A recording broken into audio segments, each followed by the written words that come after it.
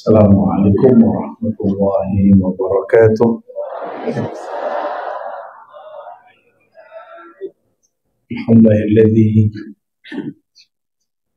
la yanzuru ilaina illa fi qulubina. Alhamdulillahilladzi biyadi rahmaniyatihi yataqallabu qalbul insan. Wa nas'alullaha yarhamana wa nas'alullaha yarhamana rahmatan wasi'ah. Amin ya rabbal alamin. Asyhadu an la ilaha illallah, asyhadu anna Muhammadan abduhu wa rasuluh. Allahumma salli ala sayyidina Muhammad. Allahumma salli wa sallim wa barik alaihi. Amma ba'du, Allahumma akhrijna min zulumatil wahmi wal jahli ila al-ma'rifati wal ilmi. Amin ya rabbal alamin.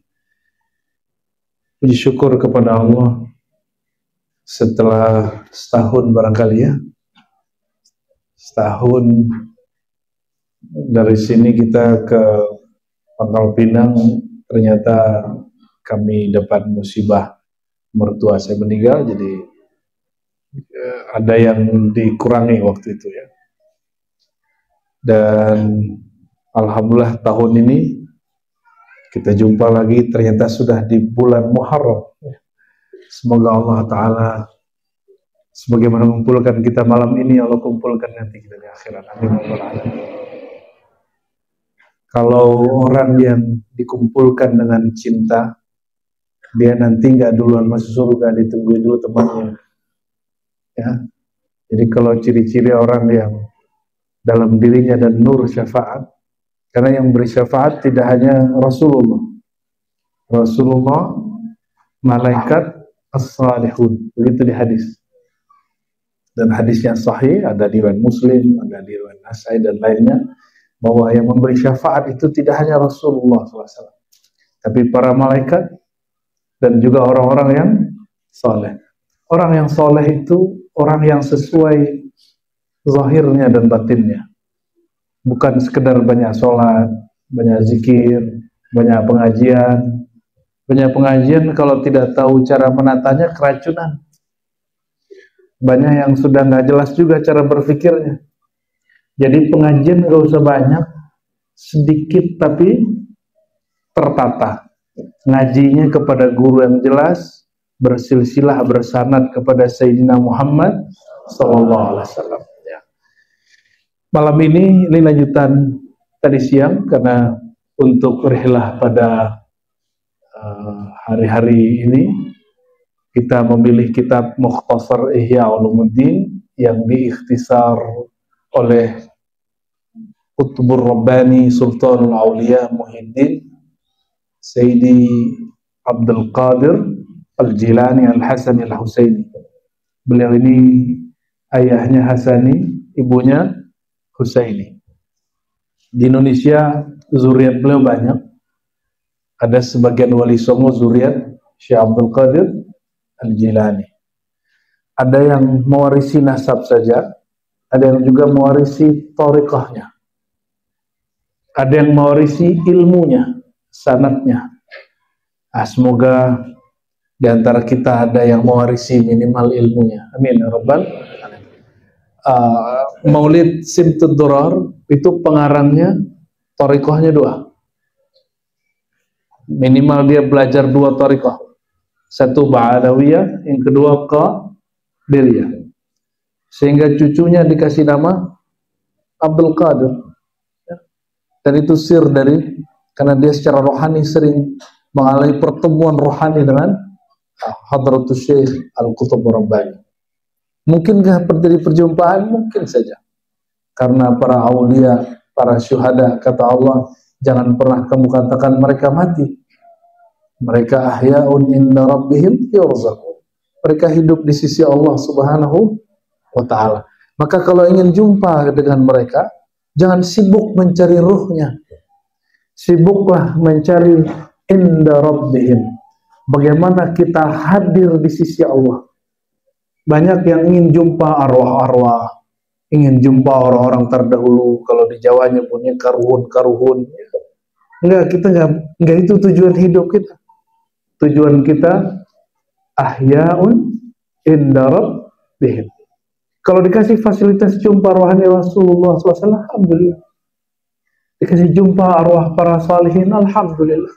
Gak dikasih jumpa, yang penting hidup di sisi Allah Subhanahu wa Ta'ala. Dan yang paling hidup di sisi Allah adalah Sayyidina Muhammad sallallahu alaihi wasallam.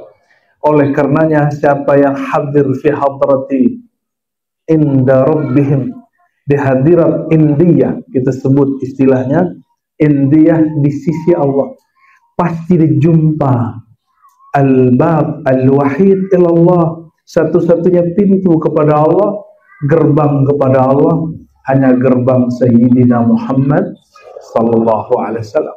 Maka tidak ada syariat, tidak ada tarekat, tidak ada hakikat, tidak ada ma'rifat kecuali melalui ajaran Sayyidina Muhammad sallallahu alaihi wasallam. Inilah yang dibuka oleh beliau di depan ini. Tadi siang kita sudah jelaskan di masjidnya Pak Haji ya. Cuma kalau ngaji di kantor kan beda di masjid, Pak. Kalau di kantor pikirannya bercabang antara kerja sama ngaji. Jadi mereka udah mau ngaji aja udah syukur. Nah, kalau malam ini kan memang datang dari rumah niatnya betul-betul ingin ngaji. Jadi semangatnya kita juga beda. Tapi saya mencoba menetralkan hati. Itu sebabnya di Jakarta saya bertahun-tahun dulu ngisi kantor, udah saya backlist semua, Pak. Nggak ada lagi ngisi. Sama sekali nggak ngisi. Kecuali event-event. Karena orang kantor pikirannya cabang. Dan kalau sebagai mualim, sebagai guru, kita nggak seneng, nggak nyaman kalau orang hatinya bercabang. Tapi sebagai pendakwah, kita udah seneng. Ada orang mau ngaji aja kita udah seneng. Ada orang mau sholat di masjid aja kita udah seneng. Ada orang mau tidur-tiduran di masjid, kita sudah seneng. Ya, tergantung pandai-pandai memakaikan baju mana. Baju sebagai guru atau sebagai pendakwah. Jadi kalau ada guru ngaji marah-marah mulu, dia lupa dia juga dai. Ya, apa kata Nabi SAW? Ya, innama bu'ithu mu'allimah. Aku memang diutus sebagai mu'allim. Tapi beliau juga mengatakan dai ilallah, sebagai pendakwah kepada Allah Subhanahu wa Ta'ala. Pendakwah itu bahasa Arab, bahasa kitanya orang yang merayu, mengajak, persuasi kepada Allah. Kalau merayu itu lembut-lembut atau kasar-kasar, nyindir-nyindir atau memuji-muji, muji-muji. Pandai-pandailah pakai baju ya. Semoga Allah Ta'ala terhangi kalbu kita malam ini. Kata Syekh Abdul Qadir Jilani, dia nukil dari sanad tariqahnya, yaitu Imam Junaid. Kata Imam Junaid ini Imam Salafus Saleh di Baghdad. Jadi saya boleh ngaku Salafi, Pak, karena saya punya sanad kepada Imam Salaf. Tapi salafnya, sarungnya masih sarung begini, Pak. Ini sarung ada sanadnya ini, Pak. Ya, pakai sarung itu ada sanadnya. Pakai begini, ini nggak niru-niru orang. Saya dikasih sanad sama guru saya. Sampai ke Sayyidina Ali, sampai ke Nabi Muhammad Sallallahu Alaihi Wasallam. Kita pakai sorban pun ada sanadnya. Pakai kopiah hitam pun, karena Nabi nggak pakai kopiah hitam, tapi guruku pakai kopiah hitam. Berarti sanadnya nutup kepala. Namun yang pakai tasbih itu sanadnya bukan ke Buddha, apalagi ke Saulin. Kan ada tuh Ustadz bilang kalau pakai tasbih ente harus bayar hak cipta ke Saulin. Tuh Ustadz PA itu ya. Dia nggak ngerti ini sanadnya ada kepada Sayyidina Al-Hasan Al-Basri dan juga kepada sahabat Nabi Abu Hurairah. Kalau kita punya rujukan, kenapa kemudian kalau ada saudara yang beda faham, kita tuduh dia pengikut ajaran lain? Kalau kita emang nggak suka pakai tasbih, kok usah pakai. Ya apa-apa kok, kan nggak mesti juga orang pakai tasbih, Pak. Apakah pakai tasbih ria? Pakai tasbih ria nggak, Pak? Nggak usah pakai celana sekalian. Kan gitu syariat tuh. Sebentar.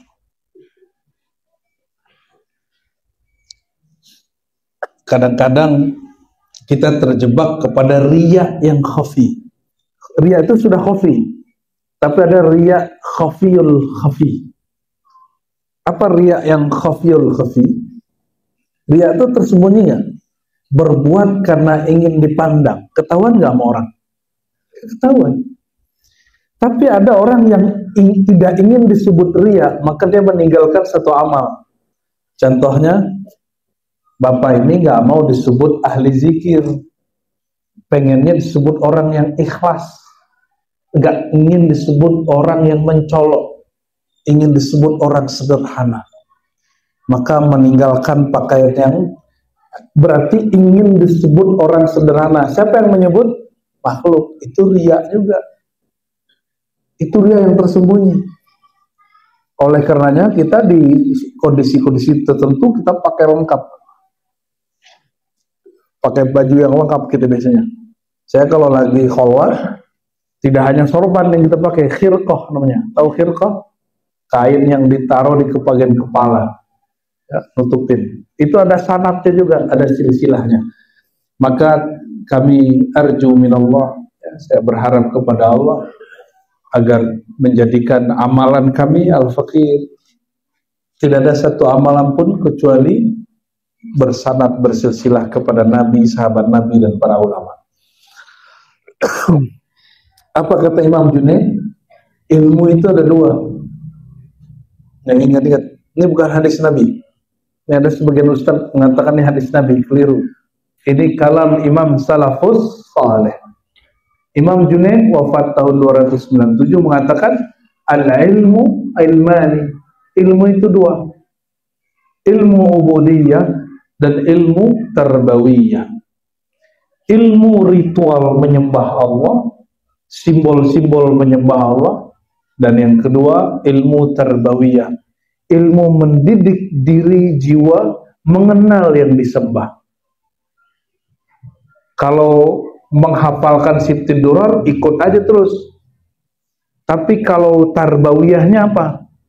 Memahami isinya dan mengikuti apa yang disebutkan di dalamnya, itu tarbawiyah. Maka kami pun Sibtid Durar pakai sanad. Ya, ada riyadhahnya itu, 40 hari juga riyadhahnya. Kalau orang Sibtid Durar itu berjanji, itu ada istilahnya, ada sanadnya. Bedanya kalau penulis berjanji dia thariqahnya Naqsyabandiyah. Kalau Sibtid Durar thariqahnya apa tadi? Ba'alawi dan Qadiri, termasuk Khalwatiyah.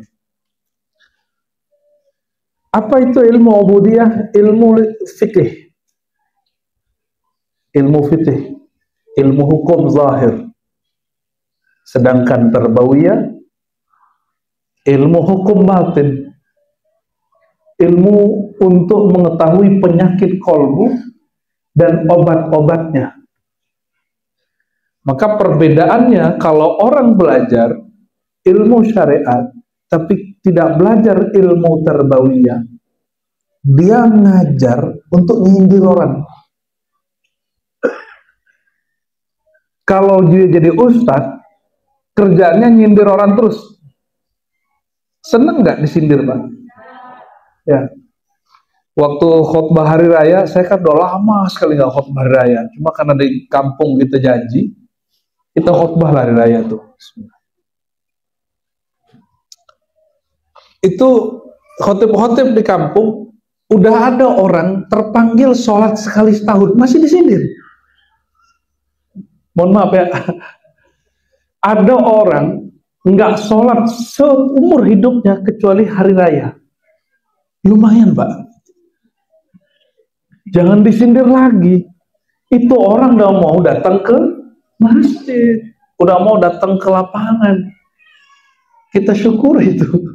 Siapa tahu dengan khutbah hari raya hati dia terpanggil. Jangan bersandar dengan ubudiyah. Kenapa? Barsiso 500 tahun berubudiyah. Selamat gak dia? Karena dia tidak bertarbawiyah. Dia hanya berjalan wirid, ijazahan, wirid, riyadhah, mujahadah. Tapi tidak diajarkan mengenal apa yang dia wiridkan. Sakti itu Barsiso. Itu kalau ada yang di luar-luar tuh langsung bilang, udah tarik nafas, naik semua Bang. Mau ada orang begitu lagi tapi masuk neraka, enggak? Mau dikasih ilmu begitu tapi suul khotimah, mau enggak? Kita nggak mau yang begitu, ya. Dan tadi siang kita sudah menyinggung beberapa hal. Ada 7 ilmu bab tema tentang thariqah. Kalau bab syariat itu pertama syahadat, 2 sholat, apalagi puasa, zakat, haji. Ada muamalat di situ, nikah, waris, tolak segala macam, ya. Ada baik, dan itu masuk ke hukum ubudiyah. Jadi kalau orang jualannya benar tuh dia lagi ibadah. Orang kalau dagangnya benar dia lagi ibadah, Pak. Tapi ibadahnya tidak mahdhah. Kenapa? Ibadah itu sebenarnya menghormati yang menciptakan alam ini, itu ibadah. Kapanpun itu, apapun caranya. Namun ada juga yang kebablasan. Aku mah nggak sholat, ya. Aku mah nggak puasa, aku puasa lisan aja. Gaya bener ya. Kayak udah bener aja ngomong begitu. Pada tadi siang kita menyinggung sedikit, tapi serasa cukup, tentang tarkud dunya wa ikhtiyarul akhirah. Bahwa Allah Ta'ala dalam hadis Nabi, hadis riwayat Imam Al-Baihaqi, Nabi Yuna Muhammad SAW bersabda, apa kata beliau? Inna Allah lam yakhluq khalqan abghadu ilaihi minad dunya. Allah itu mencipta, dan ciptaan yang paling dia tidak suka, karya yang paling dia tidak senangi, itu namanya dunia. Oh, masa Allah mencipta sesuatu yang dia suka? Biasa aja. Bapak punya kerjaan, ada kerjaan yang Bapak nggak puasa. Yang karya kita nggak suka. Kalau yang pernah kuliah, nulis makalah dan merasa ini makalah terburuknya gitu. Ada nggak? Kalau kerja, ada proyeknya itu proyek terburuk dia. Ada nggak? Ada. Kalau kita boleh, masa Allah nggak boleh? Tidak semua yang Allah cipta dan Allah menyukainya. Tidak semua yang Allah inginkan untuk dicipta, Allah meridainya.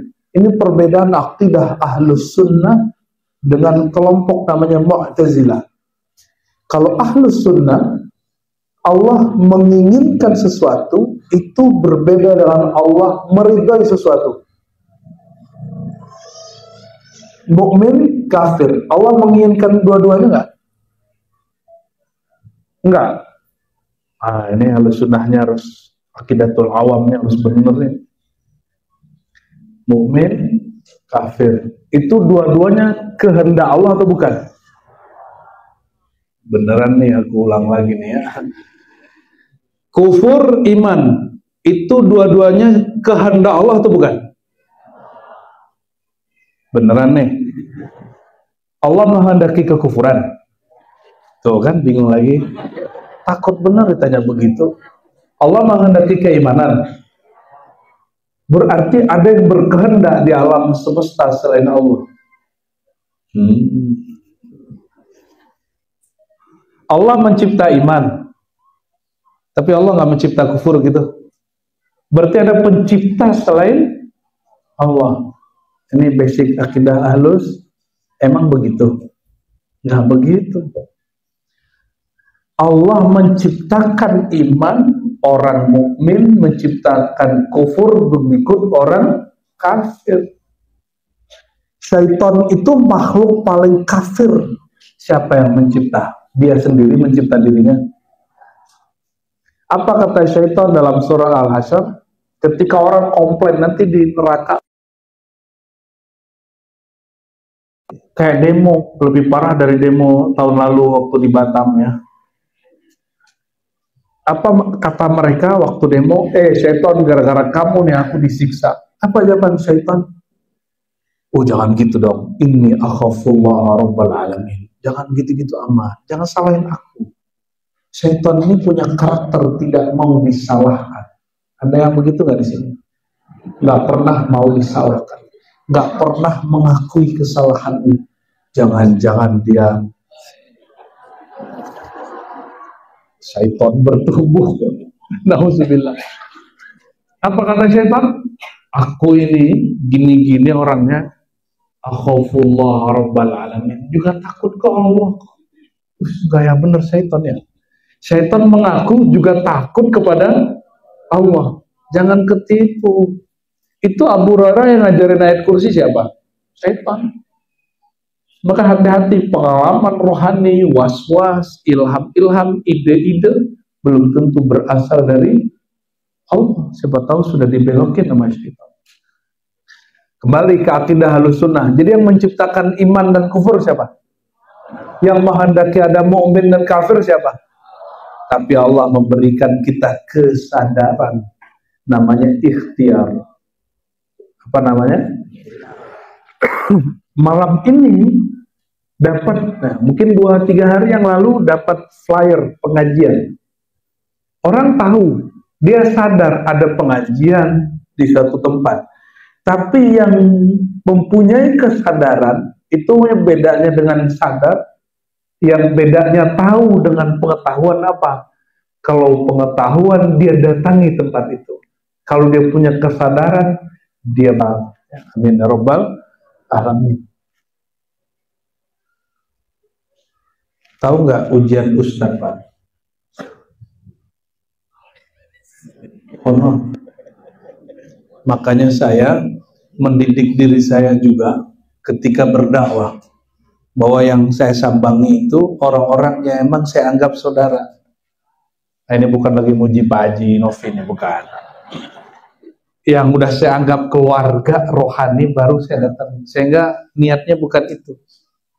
Niatnya silaturahim. Itu berat sekali. Oleh karenanya, kalau seorang yang menjadi dai belum ditarbiyah, ilmu tarbiyah, belum belajar thariqah, dikhawatirkan dia salahnya. Maka di sini nanti, di bab kedua, sebelum bab kedua ya, di bab kedua itu bab islahul qalb, membersihkan atau meluruskan, memperbaiki qalbu. Setelah memperbaiki qalbu, ada bab islahun niyah, memperbaiki niat. Ternyata memperbaiki qalbu itu masih umum. Ada yang lebih khusus namanya memperbaiki niat. Jadi para ulama salafus saleh belajar niat itu bisa 7 tahun. Kalau kita gimana?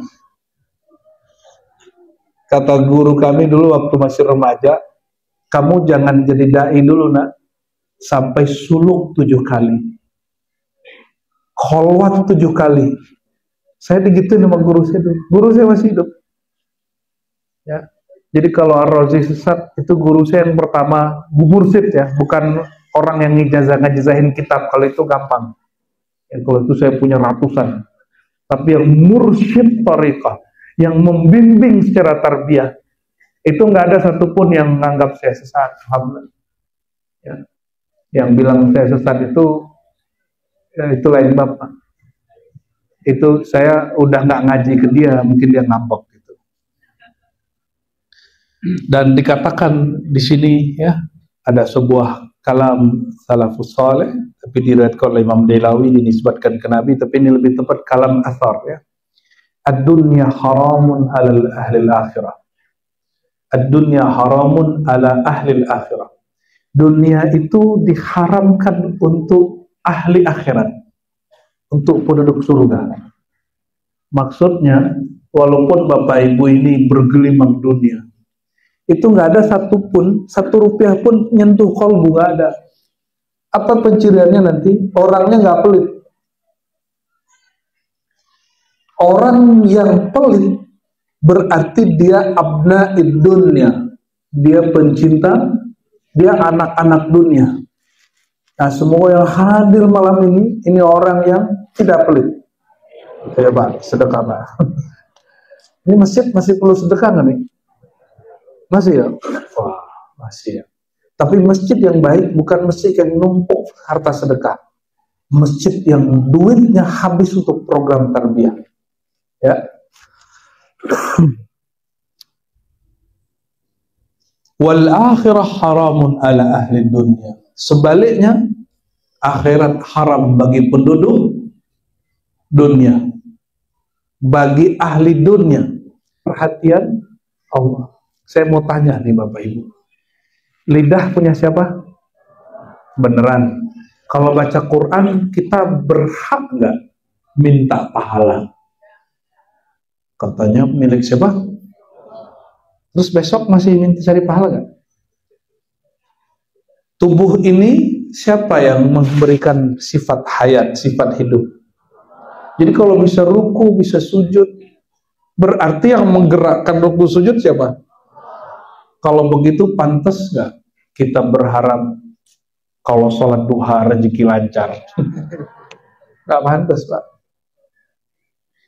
Perbedaan ahlullah dengan ahli dunia, sama-sama sholat duha. Kalau kekasih Allah, sholat duha mencari perhatian yang maha memberi rezeki. Kalau ahli dunia, sholat itu kan amal akhirat, tapi dia manfaatkan untuk tujuan dunia.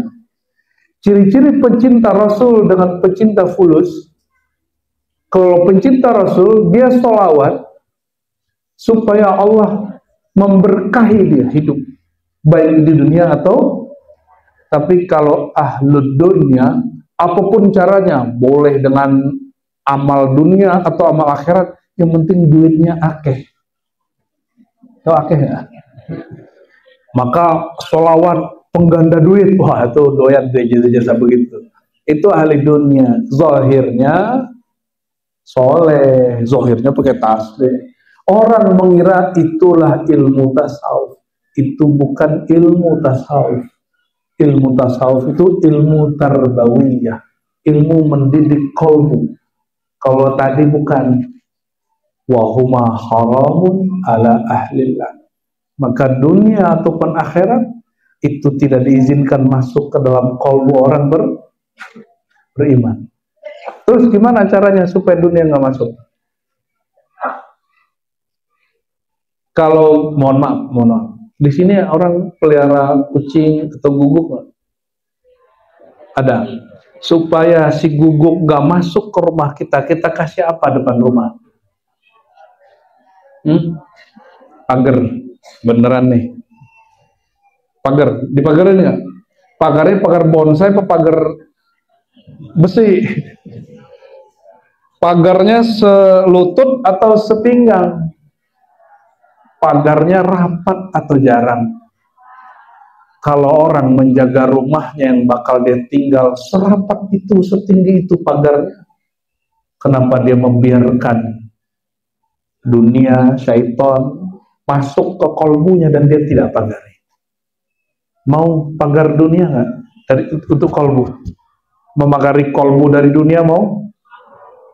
Beneran nih, kita kasih malam ini. Padahal semuanya udah tahu, cuma belum tahu cara memakaikannya. Apa kata Nabi Muhammad SAW? Qala Rabbuna Azza wa Jalla, ya, la ilaha illallahu husni, wa man dakhala husni amina min azabi. Hadis hasan, ya. La ilaha illallah, bukan membacanya semata, tapi memakrifati isinya, memahami isinya, mengenal makna la ilaha illallah. Itu hisni, itu bentengnya Allah, itu pagarnya Allah.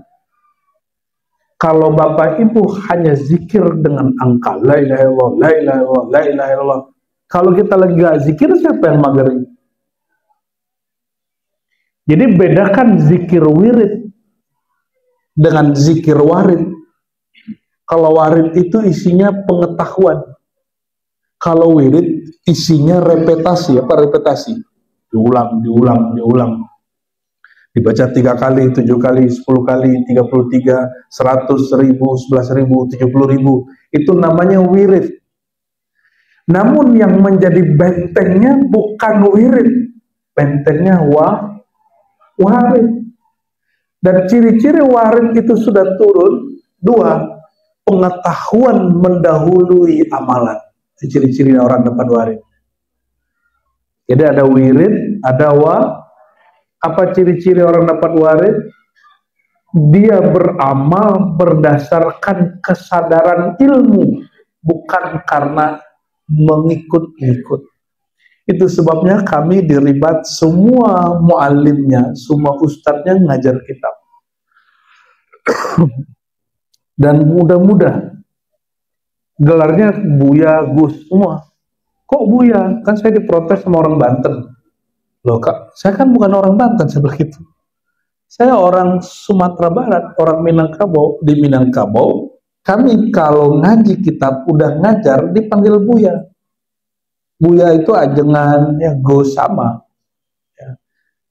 Terus kok ada Abuya? Ah, itu urusan guru saya ngasih gelar saya Abuya.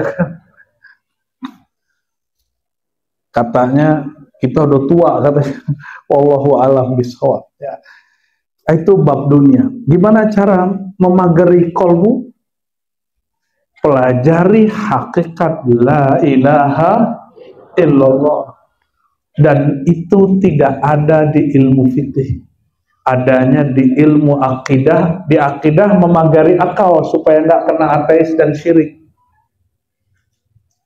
Kalau untuk menjaga kolbu, satu-satunya jalan hanya belajar tasawuf. Oleh karena itu belajar tasawuf wajib atau tidak? Wajib. Jadi para kiai, para ustadz, para habib nggak usah khawatir.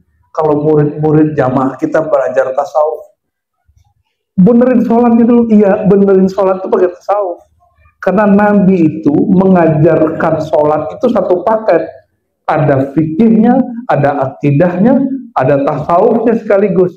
Itu yang disebut tafaqquh fid din, yang sekarang hanya menjadi ilmu zahir. Ya, baik, itu babnya sudah selesai tadi siang. Sekarang kita masuk ke bab kedua, islahul qalb, memperbaiki kolbu. Seberapa penting kolbu, Bapak Ibu? Kalau di kitab ini halaman 255 ya. Lebih banyak sebutan kolbu di Quran atau sebutan sholat? Mana yang lebih banyak? Tahu dari mana? Ya, tahu dari ahli katanya. Umroh cuma 2 kali disebutin di Quran. Ini kita ulang-ulang ya. Apalagi haji cuma beberapa ayat. Sholat sekitar 50 ayat, 50 kali. Tapi kolbu disebut lebih dari 100 kali. Oleh karenanya, mau haji, mau umroh, mau zakat, mau sholat tanpa kolbu, itu rusak semua. Karena yang sholat itu sebenarnya si kolbu itu. Bukan tubuh ini mengikut kolbu atau kolbu mengikut tubuh. Ulangi. Kolbu ikut jasad atau jasad ikut kolbu? Yang kenceng, jasad ikut kolbu atau kolbu ikut jasad? Coba cek tadi, makannya pakai bismillah nggak? Hah? Lupa. Tadi minum baca bismillah nggak? Ingat Allah nggak? Kalau orang minum, dia beretikat air yang menyegarkan, berarti dia kolbunya ikut jasad. Tapi jika ada orang minum, dalam diri dia beriktikat bahwa yang menyegarkan Allah, asbab yang diciptakan Allah bernama air, maka dia minum, barulah disebut jasadnya ikut kolbu. Mohon maaf orang yang bekerja. Rezeki kerja, nyambung kan? Nyambung? Karena tiap hari kita lihat orang kerja dapat rezeki. Tapi Bapak sudah lihat belum? Ada orang bolak-balik umroh, dia nggak kerja. yang tiap hari berangkat jam 4, keluar sini deket ya, berangkat jam 7, pulang jam 5, belum umroh. Jadi siapa sebenarnya yang diberkahi rezekinya? Yang bolak-balik umroh itu, atau yang pagi kerja pulang sore, mana yang diberkahi? Tapi karena tiap hari kita melihat berulang secara hukum adi, secara adat, ada hukum sunatullah, orang kerja dapat duit, kerja bisa beli rumah, bisa nyicil rumah, bisa beli mobil, nyicil mobil. Kita berpikir bahwa rezeki itu muncul dari bekerja. Orang Indonesia kan rajin kerja, tapi nggak rajin kaya. Jujur ya, bener nggak? Tapi yang saya tahu banyak orang kaya, dia rajin bikin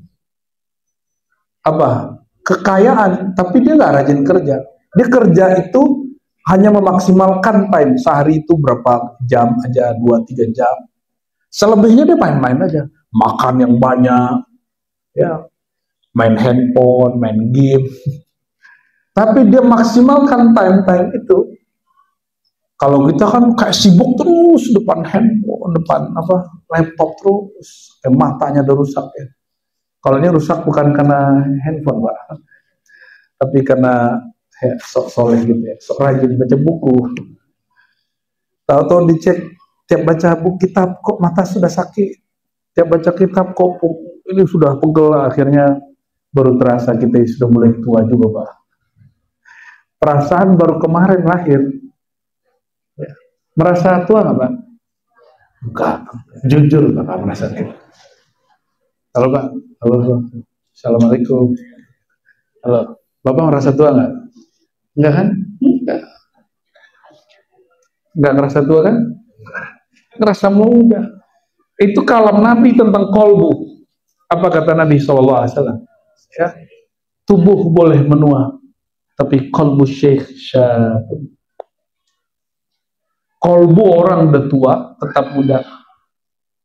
Perasaan saya baru kemarin tamatan MAN MAKN. Kita dulu ada namanya pesantren plat merah. Pesantren plat merah itu jurusan keagamaan diinapkan, tapi negeri.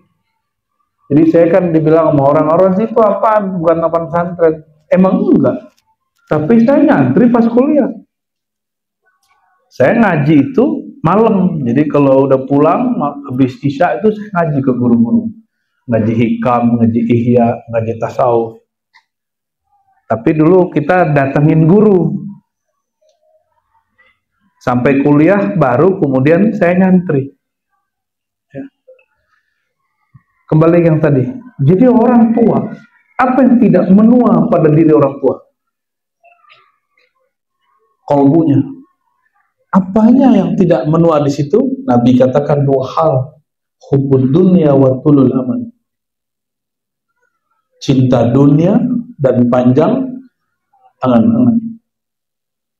Maka saya sudah banyak nanya orang tua, Pak, ayo Pak belajar tasawuf, ntar aja udah tua. Yang ngomong begini umur 70, ntar aja udah tua. Halo? Itu kegagalan sistem pendidikan Islam yang ada di negeri kita. Alhamdulillah kami dari kecil diajarkan fikih, akidah, sifat 20, fikih syafi'i, berikut tasawufnya. Cuma saya lebih banyak ngaji kitab tasawufnya. Fikih seperlunya, akidah seperlunya. Baru udah kuliah, saya suka debat, Pak. Maka belajar fikih, masul masail, belajar bab ilmu kalam. Makanya Bapak kalau lihat kajian-kajian saya sebelum tahun 2020 isinya berantem mulu. Ya kan? Saya minta ampun kepada Allah.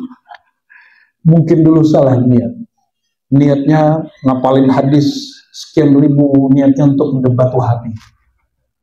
Mungkin duluan masuk surga mereka kali. Karena ada Wahabi yang gak niat debat, dia pengen cari ajaran yang benar. Kebetulan lagi pengajian, dapatnya itu meninggal. Allah pandang kolbunya. Dia sedang ingin tobat hijrah, diselamatkan insya Allah. Ada aswaja merasa paling benar, mati. Masuk surga apa neraka tuh, Pak? Neraka. Walaupun dia ngaku aswaja. Kenapa? Dia merasa paling. Jadi nggak ada urusan antum ini mau wahabi, mau aswaja. Kalau kolbunya tidak benar-benar aswaja, ahlus sunnah, percuma. Stigma, label-label itu kan, itu kata orang. Dan banyaklah ustadz betul-betul klarifikasi supaya dia tetap disebut ahlus sunnah oleh kawan-kawannya. Untuk apa? Untuk apa sibuk mengklarifikasi ke makhluk, yang makhluk itu gak akan pernah senang ke kita. Kenapa? Kata Imam Syafi'i, ini kalam Imam Salafus Saleh wafat 209 Hijriah. Semua permusuhan mungkin diislah, diperbaiki, kecuali satu permusuhan. Permusuhan dari orang yang iri dengki. Ya, kalau orang iri dengki itu nggak bisa diapa-apain, Pak. Kalau ulama katanya dengki iri sama kiai ulama yang lain, itu nggak bisa diapa-apain. Itu hanya bisa dikirim ulama yang lebih alim dari ulama itu didik yang tadi iri dengki itu. Kalau bagi saya ulama yang dengki iri itu belum ulama. Itu hanya orang berpakaian ulama, tapi dia bukan ulama, dia ubaru, Pak.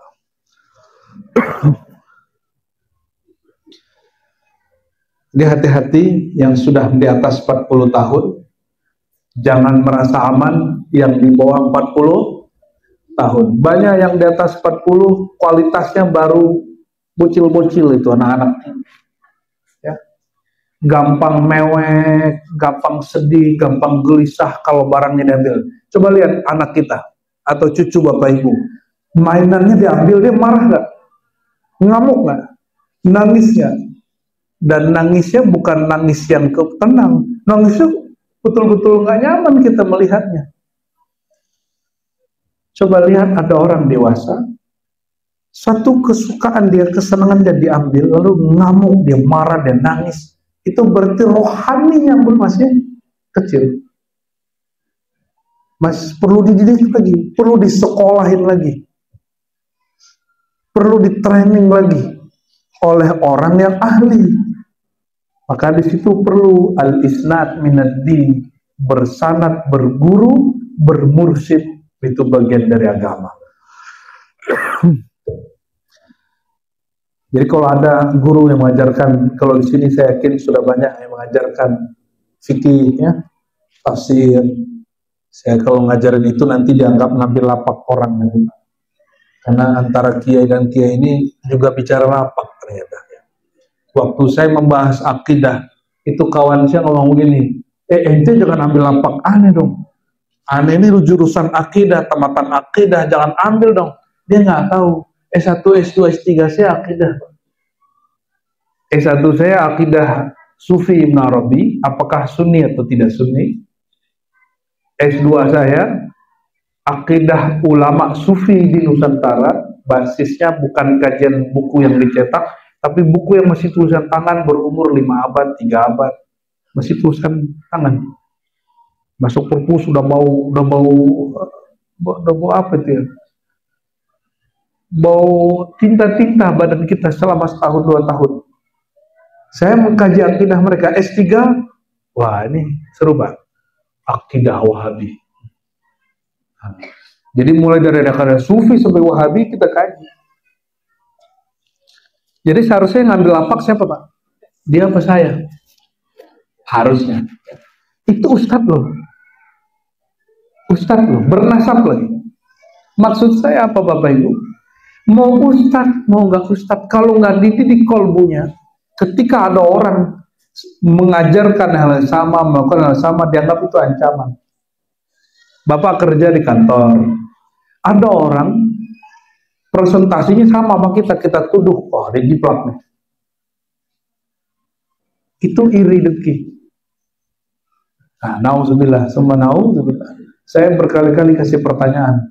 Jika JNE, apalagi POS, apalagi itu Tiki, hampir nyaris tidak pernah salah mengirim barang karena ada alamatnya. kira-kira Allah yang maha mengirim rezeki pernah salah nggak kirim rezeki? Gimana? Masih galau bab rezeki? Masih ada iri dengki? Orang iri dengki karena dia berpikir, kok hakku diambil orang, betul nggak? Benar? Mau sembuh dari penyakit iri dengki? Yakini bahwa semua yang Allah jamin, Allah kirim tepat kepada yang dia kirim. Dan tidak ada namanya kita duduk berdekatan gini, Pak, saya nggak akan ngambil air Bapak itu satu tetes pun, sama sekali. Bahkan nafas Bapak saya tidak akan pernah ambil. Kalau ini Bapak mati sejenak, gak akan pernah, sama sekali. Nah, dalam bab ini beliau kemudian menyebutkan hadis inna fil jasadi mudghah. Di dalam jasad itu, jadi ini semacam analog ya. Dalam jasad itu ada satu gumpal daging.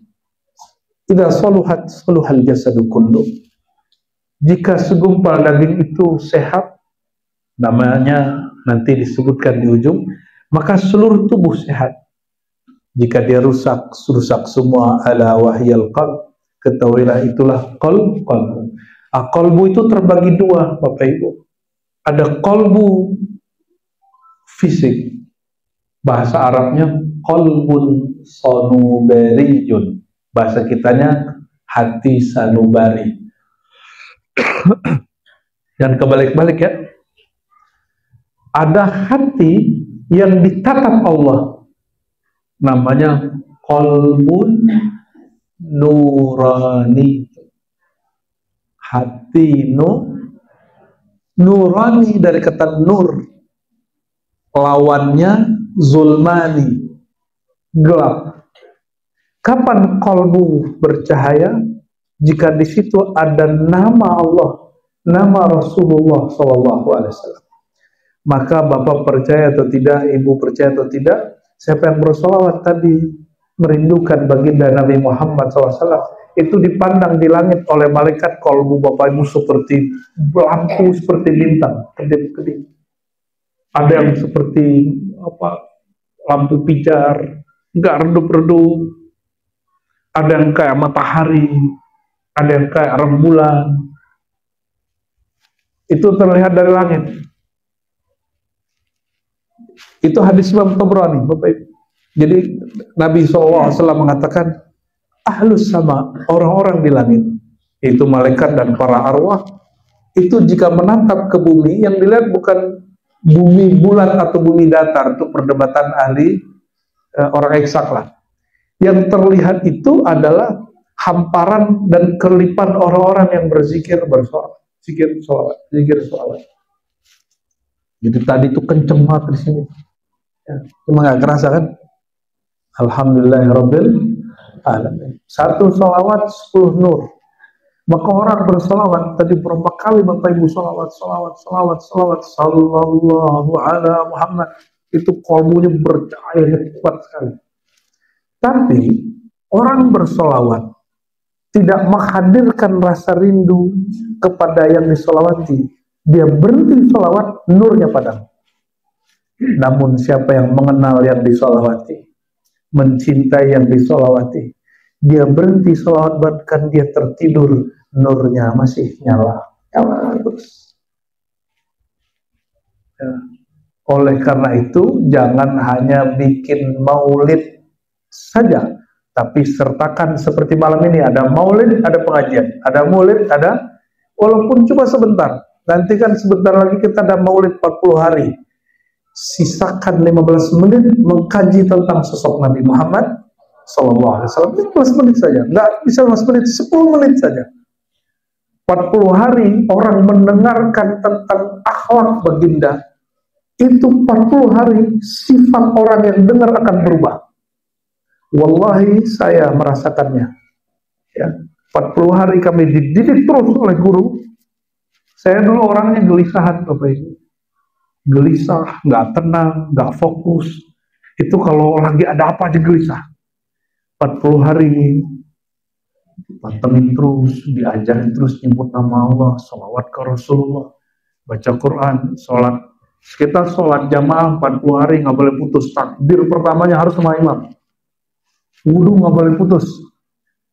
Begitu terus puasa hampir tiap hari, kecuali di hari yang diharamkan Allah. Dan saya menyaksikan orang-orang itu pas hadir begitu terus, dia bilang saya nggak. Dia dengarkan sholawat, dia dengarkan kalam tentang Nabi Muhammad SAW, pasti kalbunya bercahaya. Ya. Qalbu sanubari, asupannya darah yang sehat. Asupannya apa? Darah kalau sehat, makanannya kalau sehat, pembuluh darahnya nggak ngeplak, nggak tersumbat, nggak perlu pasang ring, nggak perlu dibersihkan. Mohon maaf, kalau ada guru bilang hatimu ada penyakit, nah, ada dokter bilang, Pak, jantungnya berpenyakit. Bapak lebih takut yang mana? Lebih takut yang mana, Bu? Dokter. Kayak gitu mau ketemu Rasulullah. Rasulullah hadir, Bapak Ibu nggak tahu. Hadir beliau secara nurnya, secara rohaninya. Ini kan ada yang ngolong-ngolong Habib Umar, dianggap Umar itu meyakini Nabi hadir di majelis. Nah itu masa di kita biasa. Setiap orang baca sholawat, Nabi hadir. Bahkan dalam ilmu ma'rifat Nur Muhammad, alam itu tercipta dari nur. Nur beliau. Nabi hadir setiap saat. Nggak perlu orang sholawat, Nabi selalu hadir. Tapi bukan hadir secara fisik yang dibayangkan orang itu. Hadir nurnya. Bukan lampu. Ini kan ada Ustadz inisial F, terus bilang, nggak ada nur Muhammad, nggak ada lampu-lampu. Nggak ngaji tentang nur. Dia kira nur itu lampu. Saya bilang, Pak, Bapak punya pengetahuan di kolom. Pengetahuan itu lampu apa? Kan enggak. Pengetahuan itu disimbolkan di alam nyata seperti pelita, seperti lampu. Namun secara hakikatnya dia pengetahuan. Saya mau tanya, mana yang hakiki? Si lampu menerangi jasad atau ilmu menerangi kolbu? Padahal orangnya punya pengetahuan, aman nggak? Dia bakal bikin lampu baru, betul. Tapi kalau orang kolbunya nggak berpengetahuan, lampu mati, dia gelisah. Itu yang disebut ilmu, itu ilmunya berkurang atau bertambah? Bertambah dia. Kalau Bapak bagi-bagi duit, bertambah atau berkurang? Rekeningnya. Karena secara zahir terlihat berkurang angkanya, kita takut memberi. Coba kalau kita ini dikasyafkan Allah, fakasyaf anka ghita'aka ya fabasarukal yauma hadid. Seandainya Allah bukakan setiap kali Bapak ada rekening yang berkaitan dengan jantung ini, kalau dia nambah jantungnya senang, kalau kurang jantungnya, ada rekening nur. Rekening nur, ada akunnya di situ. Kalau rekeningnya full banyak, dia bisa bagi-bagi. Itulah mu'alim. Jika dia membagi lebih banyak lagi, itulah dia mursyid. Jika dia membagi nggak mikir-mikir lagi, itulah wali Allah. Jadi wali Allah itu dia bagi kemana-mana aja. Kenal dia bagi. Maka salah satu ciri kekasih Allah, dia mendoakan bahkan orang yang dia nggak kenal. Ini Bapak Ibu hari ini udah doain orang yang belum dikenal, Bang. Mungkin doain terlaknat kali ya. Jalan-jalan disalib, mati kau gitu ya. Bukan mendoakan kebaikan. Kita kata Nabi SAW, doa mustajab itu doa seorang muslim ke muslim bi zahril ghaib, walaupun dia nggak hadir, bahkan nggak kenal. Makanya jangan heran abang guru sekumpul kasih pengajaran dan ijazahnya umum. Padahal itu ijazah ada di kitab Suyuti segala macam. Ya. Siapa yang baca ini dia jadi wali abdal. Wah, banyak orang nggak percaya. Tapi ini beneran, Pak. Apa yang dibaca? Pertama, Allahumma ighfir li ummati Muhammad sallallahu alaihi wasallam. Ya Allah, ampuni umat Nabi Muhammad. Kenal nggak kenal, musuh nggak musuhan, teman nggak temenan. Allahumma aslih ummata Sayyidina Muhammad. Ya Allah, perbaiki zahir batinnya umat Nabi Muhammad SAW. Ekonominya, politiknya, hidupnya, kolbunya, perasaannya, tolong perbaiki ya Allah. Kalau ada orang doain kita, kita tersentuh loh, Pak. Tersentuh. Dan orang yang bisa mendoakan begitu tiap hari, itu orang kolbunya punya rekening tak terbatas. Maka disebut siapa yang baca doa ini, ada dua lagi, nanti cari guru, cari mursyid ya, nanti minta doa itu. Ya, siapa yang baca ini, kata Imam Asyuti, dinukil dari imam-imam salafus saleh, asbaha minal abdal. Dia jadi wali abdal. Apa arti wali abdal? Wali abdal itu di bawah kutub, kutub itu di atasnya langsung nabi. Nabi, kutub, bawahnya apa? Abdal. Itu wali-wali level VIP. Itu wali udah nggak ada waktu doain diri sendiri.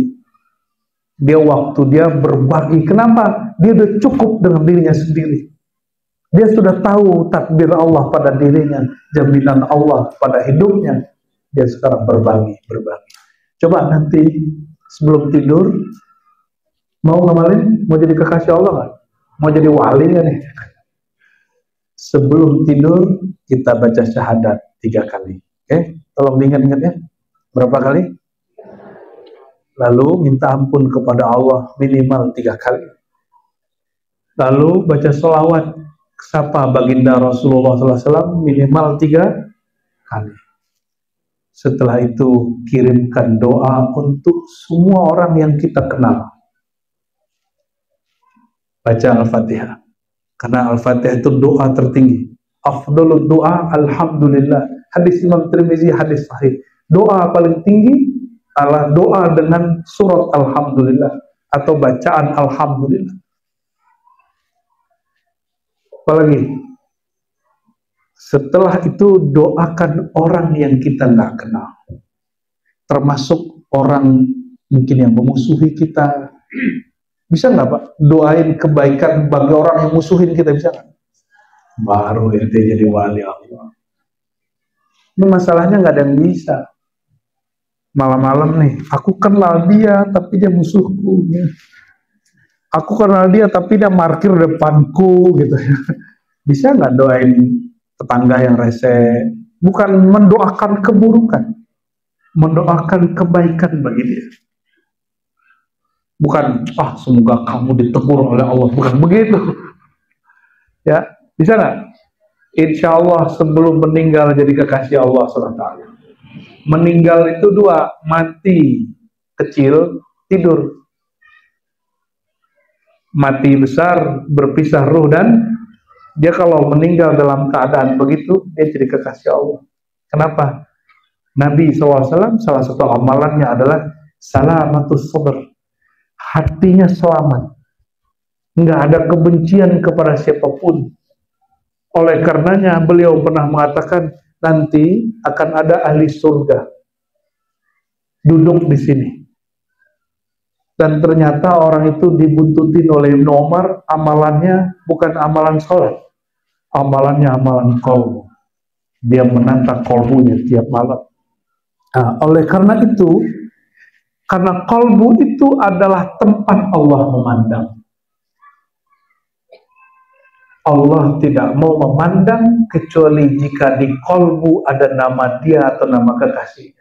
Karena nama kekasihnya itu bagian dari nama Allah SWT. Nama Allah juga bagian dari nur yang ada pada Nabi Muhammad SAW. Maka kalau baca maulid, wabil mu'minina ra'ufur, 2 ayat terakhir surat Taubah, Allah menamakan Sayyidina Muhammad SAW dengan nama-nama dia. Dan terhadap orang beriman, sang Nabi bernama Rauf Rahim. Itu nama Asmaul Husna. Jika Rahim nama-nama ini masuk kepada daftar nama Nabi, maka nama-nama yang di bawah lingkup ini semuanya menjadi nama Nabi Muhammad sallallahu alaihi wasallam. Nah, karena kalbu tidak dipandang kecuali kalbu yang ada namanya. Berarti ada kalbu yang bukan kalbu dipandang oleh Allah. Kalbu yang seperti apa? Disebutkan di sini, kalbu yang si kalbu tidak menjadi tuan, tidak menjadi raja, tapi dia mengikuti jasadnya. Jasad kita, jasad hewan, itu sama-sama makan nggak Bapak Ibu? Sama-sama minum, sama-sama kawin, sama-sama bisa emosi, bisa mukul, benar. Otak ini bisa nipu orang. Oleh karena itu, jika kolbu ternodai oleh 3 karakter ini, karakter hewan ternak, makan, minum, kawin. Ya. Yang kedua, karakter hewan buas, sukanya marah, sukanya menguasai. Ya. Ada yang preman di rumahnya sendiri, ada yang preman di gangnya, ada yang preman di kampungnya, ada yang preman di negerinya. Merasa ingin menguasai, pantang disinggung. Nah, itu dimulai dari keluarga sampai nanti bernegara. Itu orang karakter namanya sibaiyah, kata beliau. Karakter buas. Itu Allah gak pandang. Allah benci sama kalbu begitu. Ada karakter ketiga, suka nipu, suka manipulasi, syaitaniyah, syaitan. Tapi ada yang terakhir. Ini perbedaan beliau sedikit dengan Imam Ghazali. Beliau merevisi apa yang di Ghazali. Imam Ghazali menyebut karakter keempat, karakter kalbu malaikat, jiwa malaikat. Kata Imam Syekh Abdul Qadir Jilani, karena kewalian Syekh Abdul Qadir lebih tinggi dari Imam Ghazali. Karena dia datang lebih belakangan sehingga lebih sempurna. Apa kata beliau? Enggak. Kalbu yang keempat, kalbu Rabbani, bukan kalbu malakuti, bukan kalbu malaikat, tapi kalbu Rabbani. Apa arti kalbu Rabbani? Rabbani itu yang disebut dalam Quran, qulir ruh min amri rabbi. Ya, katakanlah ar-ruh itu adalah rahasia Tuhanku. Surat apa itu ya? Al-Isra ya. Rabbani dari kata Rabb lalu ditambahin ni. Apa artinya? Kalbu yang dia tidak menatap kepada dunia, dia tidak mengikuti jasad, tapi dia mengikuti ruh.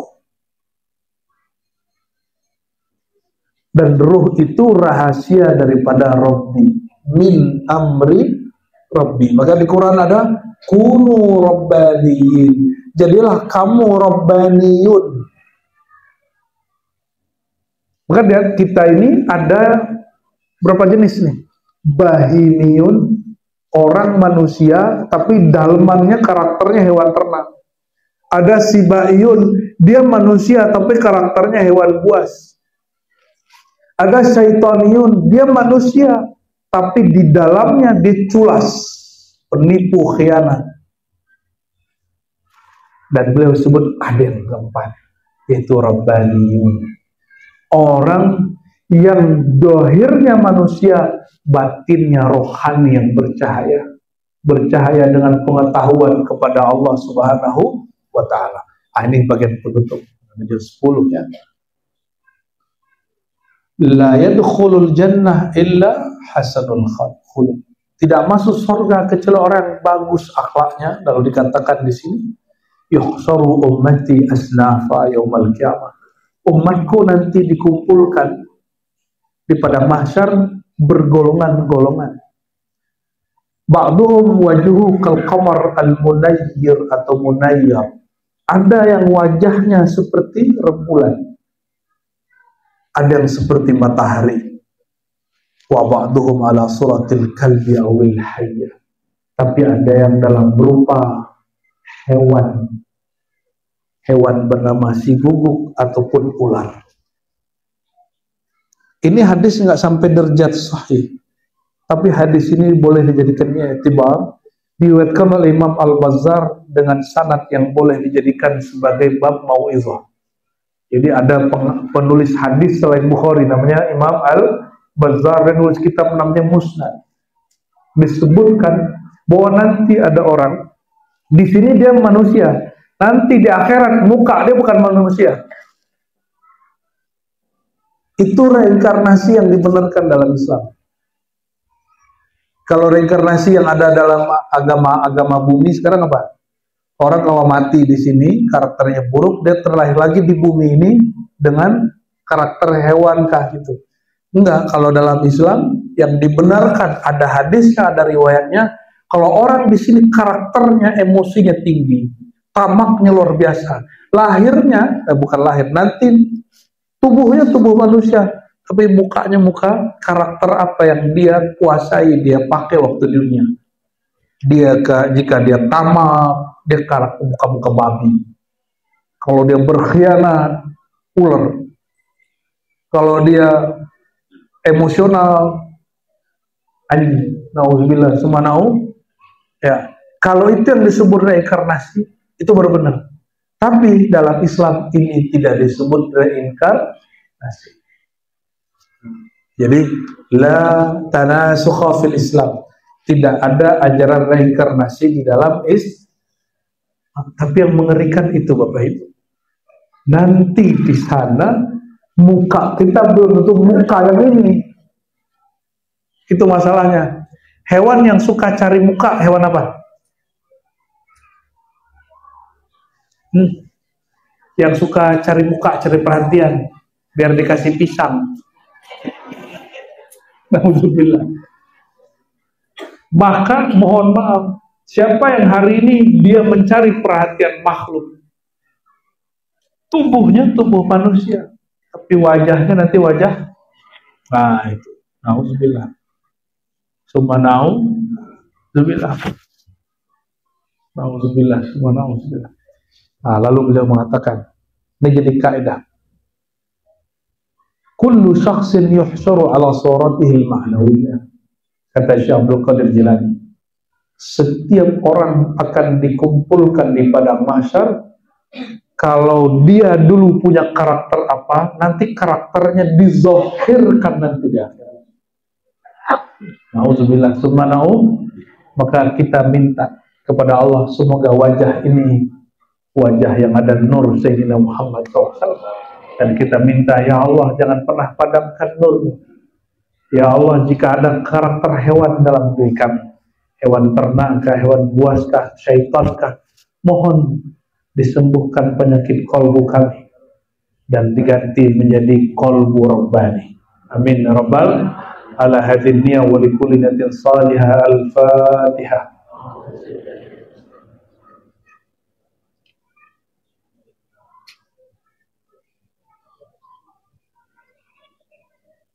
Na'udzu billahi minasyaitonir rajim. Bismillahirrahmanirrahim. Allahumma ya Rahman ya Rahim ya Karim ya muqallibal qulub shalli ala sayyidina Muhammad, shalli ala sayyidina Ahmad, shalli ala sayyidina Mahmud, shalli ala sayyidina Syafi' Mushaffa, shalli ala sayyidil wujud sayyidil qaumin jaddil hasanain, shalli wa sallim wa barik alaihi wa ala alihi wa ashabihi wa baitihi wa dhurriyyatihi wa ummati ajma'in. Allahumma ya muqallibal qulub, ya Allah yang membolak-balik hati manusia, ya Jabbar yang maha kuasa merubah hati manusia dari gelap menjadi terang, dari karakter hewan menjadi karakter malaikat, karakter robbani. Ya Allah, hati kami mengakui kecuali kami menjadi robbani. Ya Allah, jangan matikan siapapun yang ikut majelis malam ini kecuali kalbunya kalbu robbani. Jangan matikan siapapun yang menyimak kajian malam ini dimanapun mereka berada, ya Allah, kecuali mereka Engkau jadikan kalbunya kalbu robbani. Allahumma ya Allah ya muqallibal qulub, sarrif wa sabbit qulubana ala dinika wa ta'ati. Ya Allah yang membolak balik hati, mohon tetapkan hati kami menjadi lebih dekat kepada Engkau, dari dekat menjadi lebih dekat, dari ridha menjadi cinta, dari cinta menjadi ikhlas. Jangan engkau biarkan qalbu kami berubah ya Allah, dari cinta menjadi benci, dari dekat menjadi jauh, dari bercahaya menjadi gelap. Allahumma ya Allah, di qalbu ini ada penyakit riya, penyakit mencari perhatian makhluk. Mohon ya Allah, izinkan malam ini engkau bersihkan qalbu kami dari penyakit riya. Allahumma ya Allah, malam ini engkau maha tahu ya Allah, di qalbu kami ada sifat tama ya Allah, sifat binatang ternak ya Allah. Mohon sembuhkan penyakit-penyakit ini dari qalbu kami. Sembuhkan juga ya Allah, engkau maha mengetahui bahwa di qalbu kami ada penyakit sombong ya Allah, penyakit merasa lebih ahli, merasa lebih suci daripada orang yang hadir, yang ada di samping kiri depan kanan kami.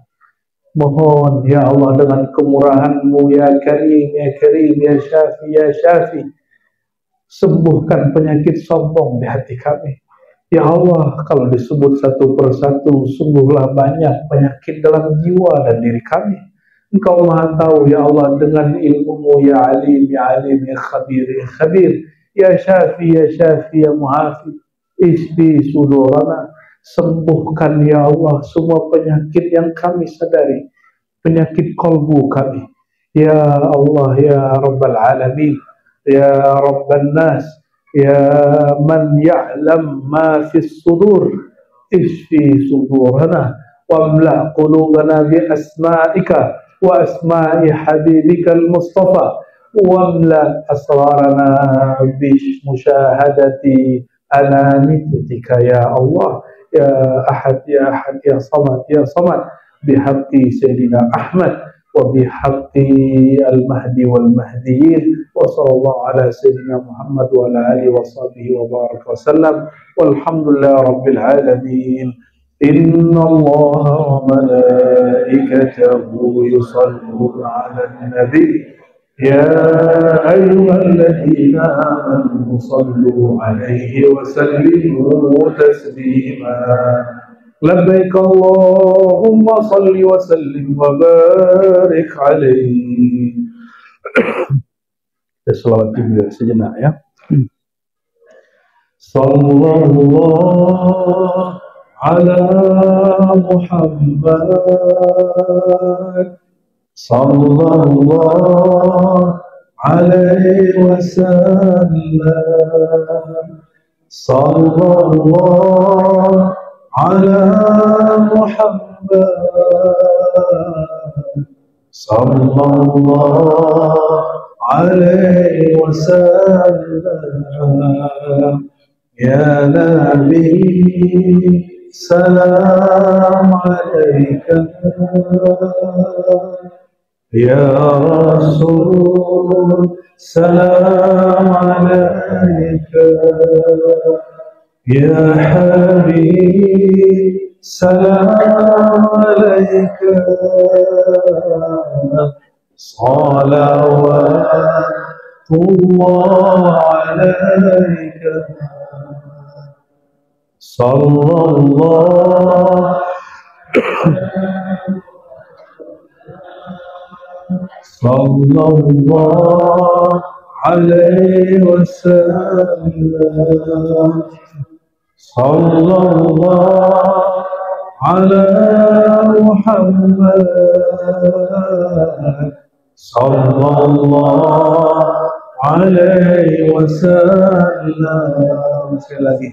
Sallallahu ala Muhammad, sallallahu alaihi wasallam.